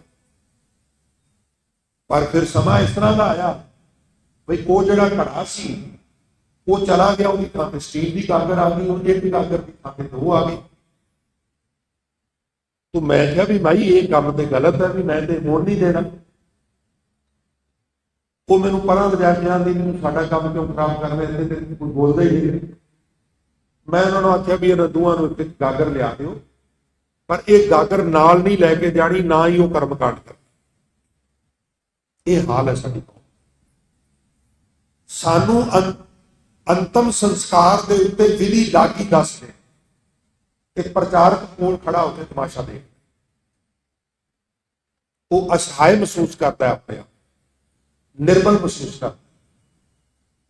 और जिन्हां कौमां दा मार्गदर्शन लागी करन उन्हां दा तो फिर रब ही रखना। बहरा ये तुहानूं दसे बई आनंद कारज किवें करना। देखो जी उत्थे जदों सब्जियां मैं बनाईयां ने, वरतानियां मैं ने, ते फिर इत्थे आनंद कारज में मैं दसांगा ना किवें होना, फिर तो अनर्थ हो जाएगा ना। और चल करीब करीब इस तरह ही रहा है। वो काम असीं कर रहे हैं जिन्हां दा कोई लाभ नहीं। गुरमत प्रचार करके कुछ फर्क पिया है, ऐसा नहीं भी नहीं पिया, पर अजे भी पिंडां विच कुछ थावां ते इस तरह के कर्मकांड हो रहे हैं जिहड़े गुरमत विच स्वीकार नहीं। ऐसो अचरज देखियो कबीर, दद कै भोलै बिरोलै नीर, हरी अंगूरी गधा चल। गधे नूं खुला छड्ड दईए ते हरे हरे खेतां विच खरूद मचांदा। मन रूपी गधा हरे जिहड़े अंगूरे हुए खेत तो की मुराद है, जिहड़ा मन है ना ये नवे विषय पालदा। हरी अंगूरी के अर्थ ने नवे विषय, नवे नवे विकार भोगने चाहता। जिन्होंने एक तरह भोग लवे वो दिलचस्पी घट जाती। इनू कहते हरी अंगूरी प्यारिओ। ते गधा है मन।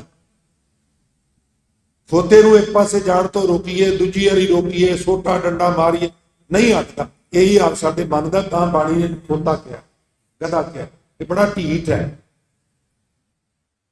इनू गल समझ में नहीं आती भी तेरे हक में की है ते तेरे खिलाफ की है, बड़ी छेती डोल जाता है। ऐसो अचरज देखियो कबीर, दद कै भोलै बिरोलै नीर, हरी अंगूरी गधा चरै। मन रूपी खोता नवे नवे विकारां विच खचत हुंदा सासी। नित उठ हासै हींगै मरै। नित हसदा है, हींगदा है, जिवें खोता हींगदा है। ये बड़ा खुश हो के नवे विकार भोगदा है ते मरै फिर जन्म मरण दे गेड़। अगले बोल हैं साध संगत, माता भैंसा अमूहा जाए। माता मैंने मस्तिया होया, भैंसा भैंस का पुलिंगवाचक है। मझ नूं भैंस ते झोटे नूं भैंसा किया, झोटा जां संडा। हुण आम तौर ते हुण ते अगर परिवार वध गए, जमीनां सौलियां हो गई, पिंडां भी कुछ इस तरह का वातावरण ने बई अगे वालियां गल्लां नहीं रहियां। नहीं तो एक झोटा सांझा वो छड्ड दिंदे हुंदे सी, जिहदी नस्ल चंगी हुंदी सी, रिश्ट पुष्ट सी, आकार चंगा सी, वो फिर जिथे मर्जी चरदा फिरदा सी, उहनूं कोई कुछ नहीं सी। इथों तक भी जे कोई उहनूं कुछ कहिंदा सी ते उहनूं पंचायत विच सद के डांटिया जाता सी भी भाई ये नगर ने सलाह नाल छड्डिया, इहनूं डंम लग गया। जिहड़ा गुरु डंम शब्द है ना, वो उथों ही चालू है, डंम शब्द पखंड। हुण माता भैंसा अमूहा वसया होया भैंसा खा खा के फसलां हरियां भरियां, इन्ना ताकतवर, ਉਹਦੀ ਸਕਿਨ ਇੰਨੀ ਉਤੋਂ ਮੋਟੀ ਹੋ ਜਾਂਦੀ ਵੀ ਮਾੜਾ ਮੋਟਾ ਕਮਜ਼ੋਰ ਬੰਦਾ ਤੇ ਉਹਨੂੰ ਡਾਂਗ ਮਾਰੇ ਤੇ ਉਹਨੂੰ ਇਸ ਤਰ੍ਹਾਂ ਲੱਗਦਾ ਜਿਵੇਂ ਮੈਨੂੰ ਕੋਈ ਮਸਾਜ ਕਰ ਰਿਹਾ। ਦਰਦ ਹੁੰਦੀ ਨਹੀਂ, ਪਰਵਾਹ ਹੀ ਨਹੀਂ ਕਰਦਾ, ਉਹ ਮਾਰੀ ਜਾਂਦੇ ਨੇ, ਉਹ ਆਰਾਮ ਨਾਲ ਖਲੋਤਾ ਚਲੀ ਜਾਂਦਾ। ਇਹ ਸਾਡਾ ਮਨ ਇੰਨਾ ਮਸਤ ਹੋ ਗਿਆ ਹੈ, ਇਹ ਮਸਤੇ ਹੋਏ ਝੋਟੇ ਵਾਂਗੂ ਹੁਣ ਇਹਨੂੰ ਕੋਈ ਫਰਕ ਨਹੀਂ ਪੈਂਦਾ। ਅਮੂਹਾ ਅਮੋੜ, ਜਿਹੜਾ ਕਿਸੇ ਦੇ ਆਖੇ ਮੁੜੇ ਨਾ, ਹਟੇ ਨਾ। ਹੁਣ ਮਨ ਦੀ ਵੀ ਸਾਧ ਸੰਗਤ ਇਹੀ ਵਸਣਾ, ਇਹ ਹਟਦਾ ਨਹੀਂ, ਇਹਨੂੰ ਜਿੱਧਰੋਂ ਮੋੜੀਏ ਮੁੜਦਾ ਨਹੀਂ। ਇਹ ਮਸਤੇ ਹੋਏ ਝੋਟੇ ਵਾਂਗੂ ਮਾਤਾ ਭੈਂਸਾ ਅਮੂਹਾ ਜਾਏ, ਅਮੋੜ ਹੋ ਗਿਆ ਤੇ ਕੁੱਦ ਕੁੱਦ ਚਰੈ। ਹੁਣ ਧਿਆਨ ਦਿਆ ਜੇ ਚੱਚਾ ਰਾਰੇ ਨੂੰ ਦਿਲਾਵਾਂ, जे इनू हलत ला के पाठ चरह कर दिता तो फिर वो मुराद है चढ़न तो। ये हलत तो बिना कहना कुद कुद चरह, वो फिर मस्तिया झोटा ना कई बार छलांगा मारदा, इदा नचदा कुददा ते नाले फसलों च चरदा। यही हाल साडे मन दा।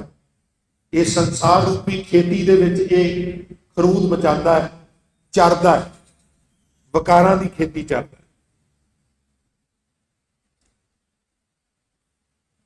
ਤੇ ਇਹਦਾ ਰਿਜ਼ਲਟ ਇਹ ਨਿਕਲਦਾ ਰਸਾਤਲ ਪਾਏ। ਕਦੀ ਕਦੀ ਉਹ ਮਸਤੇ ਇਸ ਤਰ੍ਹਾਂ ਦੇ ਝੋਟੇ ਨਾ ਪਾਏ, ਦਰਿਆਵਾਂ ਦੀਆਂ ਢਿੱਗਾਂ ਤੋਂ ਡਿੱਗ ਪੈਂਦੇ, ਕਿਸੇ ਖੂਹ ਵਿੱਚ ਡਿੱਗ ਪੈਂਦੇ, ਡੱਲ ਵਿੱਚ ਡਿੱਗ ਪੈਂਦੇ, ਫਿਰ ਸਾਰੇ ਲੋਕ ਇਕੱਠੇ ਹੋ ਕੇ ਰੱਸੇ ਰੁੱਸੇ ਲੈ ਕੇ ਜਾਂਦੇ, ਫਿਰ ਉਹਨੂੰ ਯਤਨ ਨਾਲ ਕੱਢਦੇ, ਕੋਈ ਨਿਕਲ ਜਾਂਦਾ, ਕੋਈ ਨਹੀਂ ਨਿਕਲਦਾ। ਇਸ ਤਰ੍ਹਾਂ ਫਿਰ ਜਦੋਂ ਅਸੀਂ ਖਰੂਦ ਮਚਾਉਂਦੇ ਹਾਂ ਤੇ ਕਈ ਵਾਰ ਰਸਾਤਲ ਵਿੱਚ ਵੀ ਡਿੱਗ ਪੈਂਦੇ। ਸਾਤਲ ਵਿੱਚ ਤੇ ਡਿੱਗਣਾ ਫਿਰ ਸੁਭਾਵਿਕ ਹੈ ਨਾ, ਉਹਦਾ ਰਿਜ਼ਲਟ ਤੇ ਕੁਝ ਵੀ ਤੁਸੀਂ ਕਰ ਲਓ, ਉਹਦਾ ਰਿਜ਼ਲਟ ਨਿਸ਼ਚਿਤ, ਦੇਰ ਆਵੇ ਅਦੇਰ ਆਵੇ। ਜੋ ਜੋ ਵੀ ਅਸੀਂ ਕਰ ਰਹੇ ਹਾਂ ਉਹ ਬੀਜ ਹੈ। ਸਾਡੇ ਤੁਰੇ ਜਾਂਦੇ ਆ ਸਰੋਂ ਦੇ ਦਾਣੇ ਸਾਡੇ ਹੱਥੋਂ ਮੁੱਠੀ ਡਿੱਗ ਪਈ ਜ਼ਮੀਨ 'ਚ, ਅਸੀਂ ਭਾਵੇਂ ਭੁੱਲ ਗਏ ਉਹਨੇ ਸਮੇਂ ਸਿਰ ਉੱਗ ਪੈਣਾ। ਜ਼ਮੀਨ ਵਿੱਚ ਜਿਹੜਾ ਬੀਜ ਡਿੱਗ ਪਿਆ ਉਹਨੇ ਉੱਗ ਪੈਣਾ। ਖੇਤ ਸਰੀਰ ਜੋ ਬੀਜਿਆ ਸੋ ਅੰਤ ਖਲੋਆ ਆਏ। ਸਰੀਰ ਰੂਪੀ ਖੇਤ ਨਾਲ ਵੀ ਜਿਹੜੇ ਜਿਹੜੇ ਅਸੀਂ ਕਰਮ ਕਰਨੇ ਆ ਉਹ ਜ਼ਰੂਰ ਉਗਣੇ, ਉਹ ਦੇਰ ਉਗਣ ਜਾਂ ਅਦੇਰ ਉਗਣ। ਲਿਹਾਜ਼ਾ ਸੋਚ ਸਮਝ ਕੇ ਬੀਜ ਬੀਜਣੇ ਚਾਹੀਦੇ ਨੇ। ਹੁਣ ਅਖੀਰ ਵਿੱਚ ਕਬੀਰ ਸਾਹਿਬ ਕਹਿੰਦੇ ਨੇ, ਫਿਰ ਪੰਜਵੇਂ ਪਾਤਸ਼ਾਹ ਵੀ ਆਪਣਾ ਬਚਨ ਲਿਖਣਗੇ।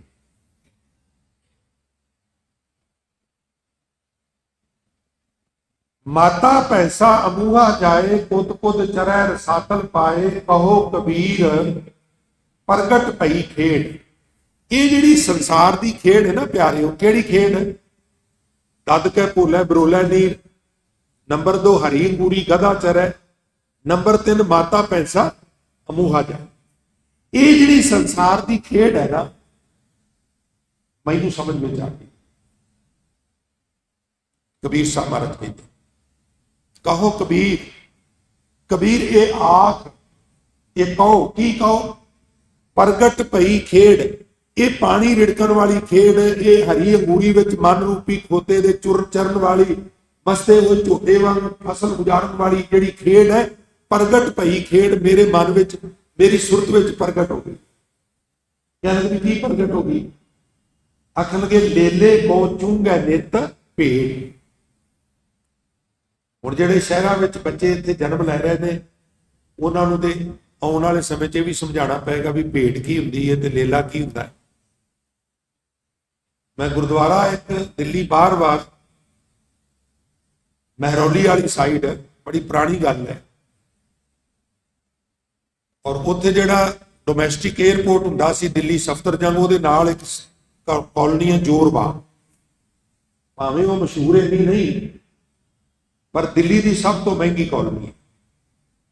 वड्डे वड्डे राजनीतिक आगू, वड्डे वड्डे बॉलीवुड के एक्टर, तमाम लोगों की रिहायश है।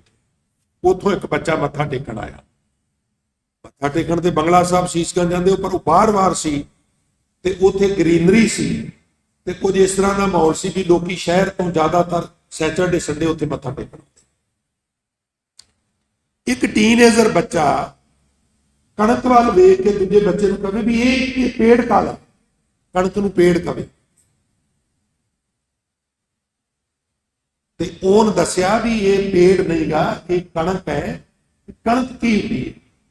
वो कहना जिहड़ा ब्रैड खाना है, जिहड़ियां रोटियां खाना है, जिहड़े समोसे खाना है, वो इसे दे आटे दे बनते। तो महानगरां विच ते अज दी तरीक विच भी बच्चों बहुत सारियां हल की है, पंजाली की है, सुहागा की है, कोई नहीं का पता।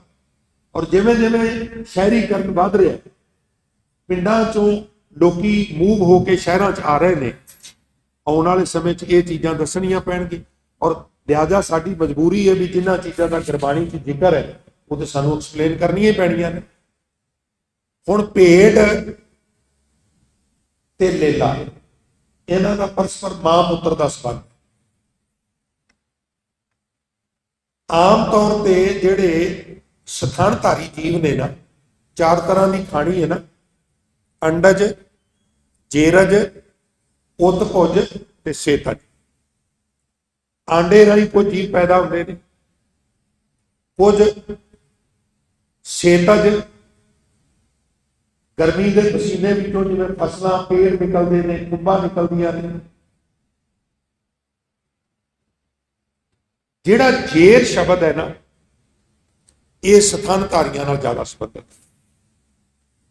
गां भी सूण तो बाद जेर सुटती है, मझ भी, बकरी भी, भेड़ भी, हाथी भी, ऊंट भी, होर भी कई जीव। ते सथानधारी जीव जिहड़े अपने बच्चों नूं अपना दुध पिया सकते,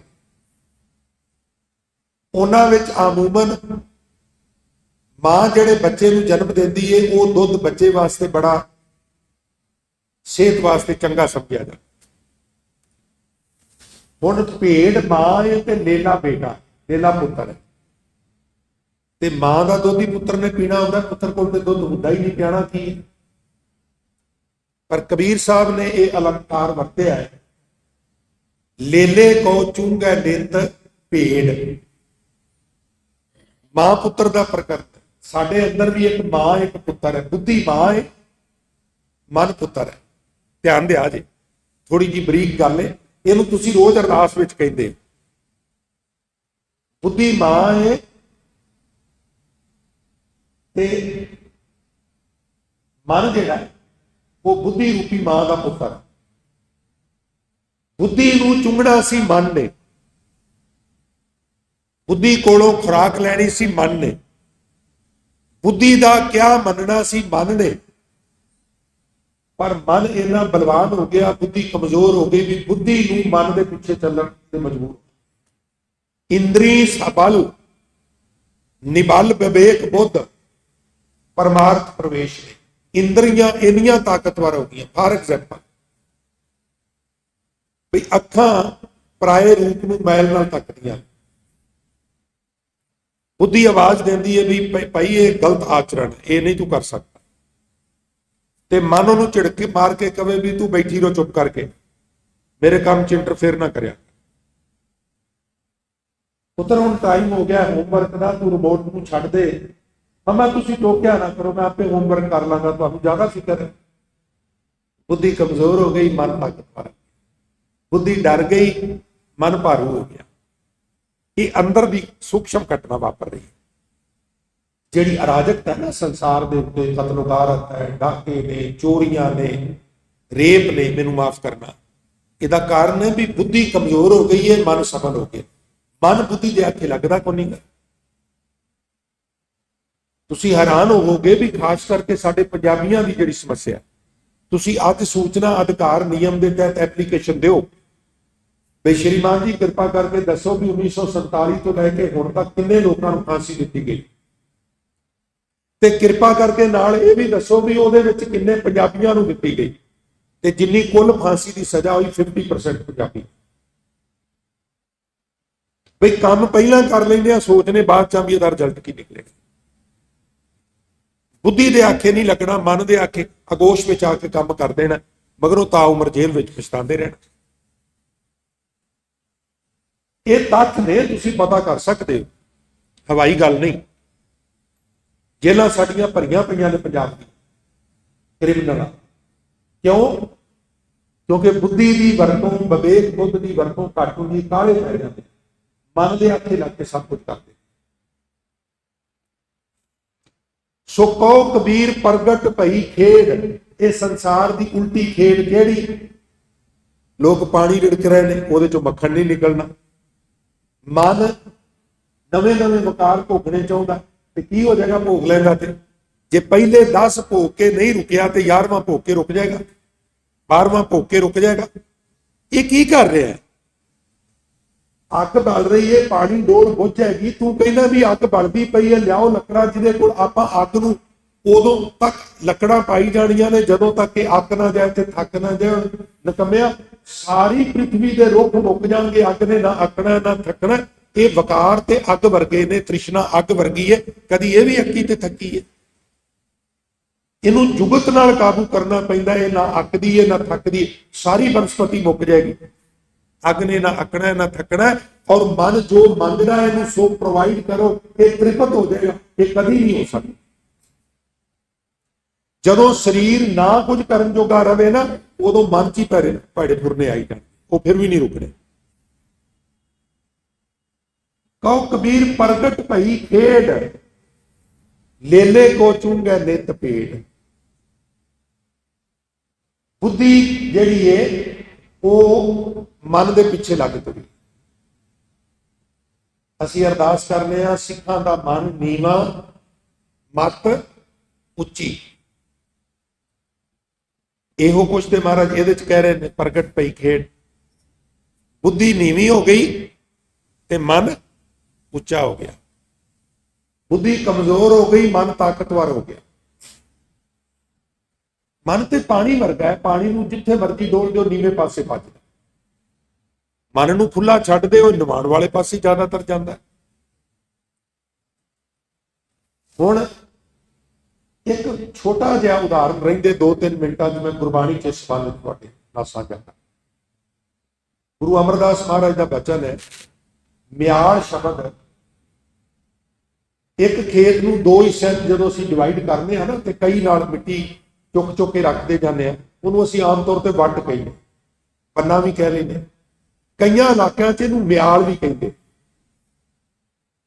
ਕਈਆਂ ਪਿੰਡਾਂ ਦੇ ਨਾਂ ਮਿਆਲ, ਮਿਆਲਾਂ, ਵੱਡੀਆਂ ਮਿਆਲਾਂ, ਛੋਟੀਆਂ ਮਿਆਲਾਂ, ਵੱਟਾਂ ਦੇ ਨਾਂ ਤੇ ਨਾ ਪਏ। ਹੁਣ ਗੁਰੂ ਅਮਰਦਾਸ ਮਹਾਰਾਜ ਬਚਨ ਕੀ ਕਰਦੇ ਨੇ? ਸੁਰ ਤੇ ਜ਼ੋਰ ਦੇ ਕੇ ਸੁਣ। ਖੇਤ ਮਿਆਲਾਂ ਉੱਚੀਆਂ, ਘਰ ਉੱਚਾ ਨਿਰਨੋ, ਮੈਲ ਭਗਤੀ ਘਰ ਸਰੈ, ਸੱਜਣ ਪਾਉਣਿਓ ਵਰਸਣਾ ਤੋਂ ਵਰਸ ਕਣਾ ਬਹੁਣ ਵਰਸ ਕਾ। ਹਾੜੀ ਦੀ ਫਸਲ ਵੱਢ ਕੇ ਉਹਨੂੰ ਡਾ ਕੇ ਤੂੜੀ ਜੁਦਾ ਕੀਤੀ, ਦਾਣੇ ਅੱਡ ਕੀਤੇ, ਔਰ ਤੂੜੀ ਦੀ ਧੜ ਬਣਾ ਦਿੱਤੀ, ਕੁੱਪ ਬਣਾ ਦਿੱਤਾ, ਦਾਣੇ ਲਿਆ ਕੇ ਡਰਮਾਂ ਵਿੱਚ, ਭੜੋਲਿਆਂ ਵਿੱਚ ਪਾ ਲਏ, ਜਿਹੜੇ ਵੇਚਣੇ ਸਨ ਵੇਚ ਲਏ, ਰੁਪਈਏ ਵੱਟ ਕੇ ਘਰ ਸੇਫ ਵਿੱਚ ਰੱਖ ਲਏ, ਤੇ ਪੈੜੀ ਵਾਪਸ ਦੁਬਾਰਾ ਵਾਹ ਬਣਾ ਕੇ ਤੇ ਉਹਦੀਆਂ ਸਾਰੀਆਂ ਵੱਟਾਂ ਬੰਨਾਂ ਤਗੜੀਆਂ ਕਰ ਦਿੱਤੀਆਂ ਵੀ ਜੇ ਮੀਂਹ ਪਵੇ ਨਾ, ਪਾਣੀ ਨਾਲ ਖੇਤੀ ਹੁੰਦੀ ਹੈ ਨਾ ਪਿਆਰੇ, ਜਲ ਬਿਨ ਸ਼ਾਖ ਕੁਮਲਾਵਤੀ ਉਪਜੈ ਨਾਹੀ ਦਾਮ। ਪਾਣੀ ਤੋਂ ਬਿਨਾਂ ਬਨਸਪਤੀ ਕਮਲਾ ਜਾਂਦੀ ਹੈ, ਤੇ ਸਾਰੇ ਵੱਟਾਂ ਬੰਨੇ ਤਗੜੇ ਕਰ ਦਿੱਤੇ ਵੀ ਜੇ ਮੀਂਹ ਪਵੇ ਤੇ ਮੇਰੇ ਖੇਤ ਦਾ ਪਾਣੀ ਕਿਸੇ ਦੂਜੇ ਖੇਤ ਵਿੱਚ ਨਾ ਜਾਏ। ਹੁਣ ਖੇਤ ਵਾਹ ਕੇ ਵੱਟਾਂ ਬੰਨੇ ਉੱਚੇ ਕਰ ਦਿੱਤੇ, ਖੇਤ ਮਿਆਲਾਂ ਉੱਚੀਆਂ, ਘਰ ਉੱਚਾ ਨਿਰਨੋ। ਘਰ ਮੇਰਾ ਉੱਚੇ ਥਾਂ ਤੇ ਹੈ, ਰਿਹਾਇਸ਼ ਮੇਰੀ ਉੱਚੇ ਥਾਂ ਤੇ ਵੇ, ਜ਼ਮੀਨ ਮੇਰੀ ਆਂਢੀਆਂ ਗੁਆਂਢੀਆਂ ਨਾਲੋਂ ਸਗੋਂ ਥੋੜੀ ਜੀ ਚੱਪਾ ਗਿੱਠ ਨੀਵੇਂ ਥਾਂ। ਕਿਸੇ ਦੀ ਪੈਲੀ ਦਾ ਪਾਣੀ ਮੇਰੀ ਪੈਲੀ 'ਚ ਭਾਵੇਂ ਆ ਜਾਏ, मेरी जमीन का पानी किसी की पैली च नहीं जा, ते रिहाइश मेरी उच्ची है, जे फ्लड फ्लूड आ जाए तो मेरे घर का भी डुबण का कोई डर। घर में पैसे ने, जे मीह कणी दे विच झड़ी दे विच कोई 4 जी आ लैण ते मैं उन्हां दी संभाल भी कर। हुण जिन्ना मर्जी मीह पवे मैनूं कोई डर, ते गरीब नूं की हुंदा भी मीह पैन लग पिया तो अज की दिहाड़ी मर जानी है, मीह पैन लग पिया तो मेरा कोठा चोन लग पैना। जिहदी रिहाइश नीवें थां ते है ते जमीन टिब्बे ते है, वो तो तारा मीरा ही बीजेगा ना, उसे बासमती थोड़ा होनी है, वो तो तिल बीजेगा, बाजरा बीजेगा, नगूणियां फसलां। जिहदा मन उच्चा हो गया है ते बुद्धि रूपी रिहाइश नीवी हो गई है, वह फिर रब ही रखा। मेरी ते रिहाइश रूपी बुद्धि उच्ची है, उच्चे थां ते है, ते मन रूपी खेती वाली जमीन नीवें थां ते है। मैं वट्टां उच्चियां कर दित्तियां ने। हुण जिन्ना मीह वसेगा मेरे लिए लाहेवंद है, मेरे लिए इहदा कोई नुकसान नहीं गा। है गुरु बदल, तू दब के मीह पा, मैं बुद्धि रूपी रिहाइश उच्ची कर ली है ते मन रूपी खेत नीवें कर रहे। वरसना तो वरस घना, बहुत वरसेगा, फिर कदों वसेगा, हुणे ही वस। कहो कबीर प्रगट भई खेड़, लेले को चुंगा नित भेड़। सिखां दा मन नीवा मत उच्ची, और मत का राखा आप वैग। मत पत का राखा भी सिख कहते ने, कोई हर्ज नहीं। पर गल इन्नी क्यों है, जिहदी मत का राखा वाहगुरू हो जाए, उहदी पत का राखा आटोमैटिक। जिहड़ा मत नाल चले उहदी पत नूं कुछ नहीं हुंदा, ते मत नाल ना चलीए ते पत रहिंदी भी कोई नहीं। हुण इत्थों तक कबीर साहब दे वचन। सरलेख है, गौड़ी कबीर जीओ नाल रलाए लिखिया महला पंजवां। हुण महला पंजवां की कह रहे, राम रमत मत प्रगटी आई। कबीर जी तुसी कर्मकांड छड्ड दिते, तुसी वो बुद्धि प्राप्त कर ली जिहड़ी राम दे नाम विच रम जाती है। तुहानूं ये सोझी कित्थों मिली? गुरु कोलों मिली ना। इसलिए लिखो, कहो कबीर गुर सोझी पाई। ये सोझी मैनूं गुरु कोलों प्राप्त होई, सोझी हुंदी गुरु कोलों प्राप्त। नॉलेज कॉलेज विचों मिल जाती, जनरल नॉलेज सोझी गुरु कोलों मिलती। इसलिए गुरु द्वारे होए सोझी पाए सी, एक द्वारे होए अच्छा होए सी। राम रमत मत प्रगटी आई, तो कबीर गुर सोझी पाई। भाई गुरु तो बिना गत नहीं, ते शाह तो बिना पत नहीं। इसलिए गुरु गुरु गुर कर मन मोर, गुरु बिना मैं नाही होर। जे 100 चंदा उगवे है, सूरज चढ़े 1000। हजूर फरमान करते ने, एते चानण हुंदिया गुर बिन होर अंधार। बैरूनी तौर पर जिवें सूरज चंद्रमा बनावटी रोशनी प्रकाश करती है, इस तरह अंदरूनी तौर पर साडी अज्ञानता रूपी हनेरे नूं दूर करने लई गुरु दे ज्ञान की लोड़ है। अज बैरूनी तौर पर चानण दे बड़े प्रबंध ने, बड़ी चंगी गल है, तरक्की का दौर है ना। पर अंदरूनी चानण का भी प्रबंध करना चाहिए। इस दौरे तरक्की के अंदाज निराले हैं, जहनों में अंधेरे हैं और सड़कों पे उजाले। चकाचौंध रोशनी, कीड़ी तुरी जाती दिसती है, पर अंदर कोप हनेरा है। गुरबाणी का अभाव है, गुरबाणी विचार का अभाव है। लिहाजा अंदर अज्ञानता रूपी हनेरा है, और हनेरा से दुखी करता है। अंधकार सुख कब है न सोई है, राजा रंग दो मिल रोई है। कहो कबीर प्रगट भई खेड, लेले को चूंगे नित भेड़। राम रमत मत प्रगटी आई। राम विच रम जाण वाली, रब विच अभेद हो जाण वाली मेरी मत हुण प्रगट हो गई है। ते कहो कबीर गुर सोझी पाई। ये सोझी मैनू नाम जपण वाली, मैनू फोकट करन छड्ड के निगर काम करन वाली जिहड़ी सिक्ख्या मिली, सोझी मिली, वो मेरे गुरु कोलों प्राप्त हुई। ये भगत कबीर जी दसना सी। इस वास्ते भाई गुरु तो बिना अध्यात्मकवाद विच खेड नहीं बनती। कोई कितना ही विद्वान होवे, कोई कितना ही पहलवान होवे, कोई साध संगत कितना ही धनवान होवे, ਪਰ ਜਦੋਂ ਵੀ ਗੱਲ ਬੰਨੀ ਹੈ ਆਤਮਾ ਪ੍ਰਮਾਤਮਾ ਦੀ, ਉਹਦੇ ਚ ਗੁਰੂ ਦੀ ਵਿਚੋਲਗੀ ਲੈਣੀ ਪੈਗੀ, ਅਦਰਵਾਈਜ਼ ਬਾਤ ਨਹੀਂ ਬਣੀ। ਸਮਾਂ ਸਮਾਪਤ ਹੈ। ਗੁਰਮੁਖਾਂ ਨੂੰ ਬੇਨਤੀ ਹੈ ਸਟੇਜ ਤੇ ਸਾਜੋ ਸਾਧ ਲੈ ਕੇ। ਸੋ ਵਿਚਾਰਾਂ ਕਰਦਿਆਂ ਹੋਈਆਂ ਬੇਅੰਤ ਭੁੱਲਾਂ ਗਲਤੀਆਂ ਦੀ ਮਾਫੀ ਬਖਸ਼ਿਸ਼ ਕਰਨੀ ਸਾਧ ਸੰਗਤ ਜੀ। ਆਓ ਹੁਣ ਗੁਰੂ ਸਵਾਰਿਆਂ ਤੋਂ ਗੁਰਬਾਣੀ ਦੇ ਮਨੋਜ ਕੀਰਤਨ ਗੁਰਦੁਆਰਾ ਸ੍ਰੀ ਆਤਮਾ ਸਾਹਿਬ ਦੇ ਅੰਦਰ ਵੀ ਕਰਕੇ ਬੈਠੇ ਪਾਸ